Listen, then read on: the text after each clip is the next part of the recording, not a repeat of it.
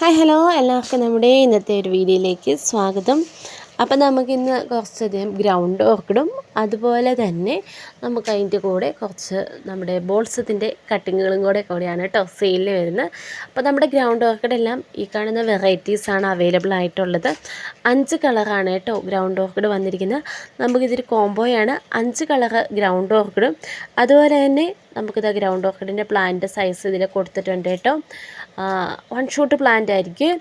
5 colour ground ഓർക്കിഡും 5 colour നമ്മുടെ ബോൾസത്തിൻ്റെ കട്ടിങ്ങോടെ കൂടിയിട്ട് 490 രൂപയായിരിക്കും നമുക്ക് റേറ്റ് വരുന്നത്. ടോട്ടൽ റേറ്റ് വരുന്നത് 490 രൂപയാണ്.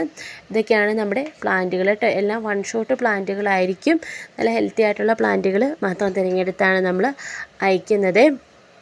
അപ്പോൾ ദേ ഇതുപോലെ നല്ല കായലോട് ചേർന്ന വീട്, നല്ല രസമായിട്ടല്ലേ.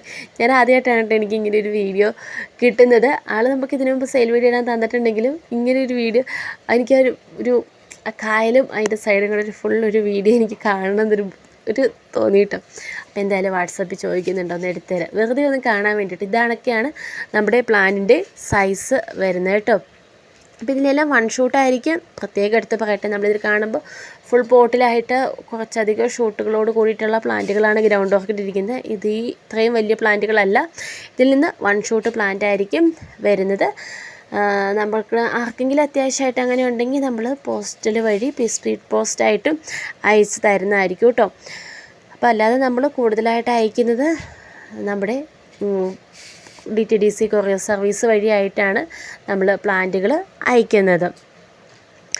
അപ്പോൾ ഈ നമ്മുടെ ഈ ഗ്രൗണ്ട് ഓർക്കിഡിൻ്റെ 5 കളറും അതുപോലെ തന്നെ എല്ലാത്തിൻ്റെയും പ്ലാന്റ് സൈസ് നമ്മൾ ക്ലിയർ ആയിട്ട് കൊടുത്തിട്ടുണ്ട് കേട്ടോ. എല്ലാം നമ്മളിതിങ്ങനെ സെക്ഷൻ തിരിച്ച് ഓരോരോ വെറൈറ്റീസൊക്കെ ആയിട്ട് വെച്ചേക്കുന്നതാണ്. അപ്പോൾ നമ്മൾ അതിൻ്റെയൊക്കെ പൂക്കളാണ് നമ്മൾ ആദ്യം കാണിച്ചത് കേട്ടോ. അപ്പോൾ ചിലതിലൊക്കെ ഇങ്ങനെ പൂക്കളുണ്ട്, പക്ഷേ നമ്മളിതെല്ലാം കളറെല്ലാം തിരിച്ച് ഓരോന്നും തിരിച്ച് വെച്ചേക്കുന്നത് തന്നെയാണ്. പിന്നെ നമ്മുടെ ബോൾസത്തിൻ്റെ ഏതൊക്കെയാണ് നമ്മുടെ കളേഴ്സ് എന്നും കൂടെ വീഡിയോയിൽ കൊടുക്കുന്നുണ്ട്. ഈ ഒരു ടൈമിലൊക്കെ നമുക്കെല്ലാം പ്ലാന്റുകൾ അത്യാവശ്യം നല്ല രീതിയിൽ റൂട്ട് പിടിപ്പിച്ചെടുക്കാൻ പറ്റിയൊരു ക്ലൈമറ്റ് തന്നെയാണ് കേട്ടോ. ഇപ്പോൾ പിന്നെയും മഴ തുടങ്ങിയിട്ടുണ്ടല്ലേ. ഞാൻ ഈ വീഡിയോ എഡിറ്റ് ചെയ്തുകൊണ്ടിരിക്കുമ്പോൾ ഇന്നലെ വൈകുന്നേരം കേട്ടോ നല്ല മഴയാണ് കേട്ടോ ഇങ്ങോട്ട്.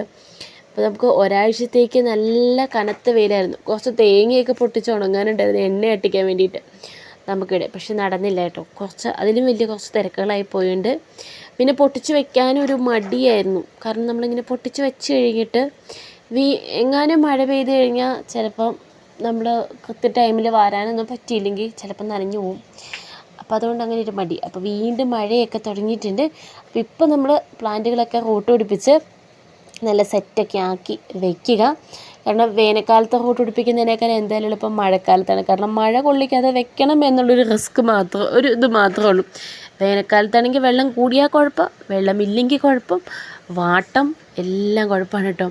അപ്പം നല്ലൊരു എനിക്ക് പണ്ട് ഞാൻ കട്ടിങ്ങുകൾ അയച്ചുകൊണ്ടിരുന്ന ടൈമിൽ ഞാൻ പറയുമായിരുന്നു, മഴയായിരിക്കണേ നിങ്ങൾ പ്രാർത്ഥിച്ചോട്ടോ കട്ടിങ് അയക്കണ ദിവസം. കാരണം മഴയത്ത് നമ്മൾ കട്ടിങ് വെട്ടി നമ്മളൊരു വാഴയിലൊക്കെ പൊതിഞ്ഞ് അയക്കുമ്പോൾ ആ കട്ടിങ്ങിന് ഒരു പ്രത്യേക ഒരു ഫ്രഷ്നെസ്സാണ് കേട്ടോ. എനിക്കിങ്ങനെ തോന്നിയിട്ടുണ്ട്.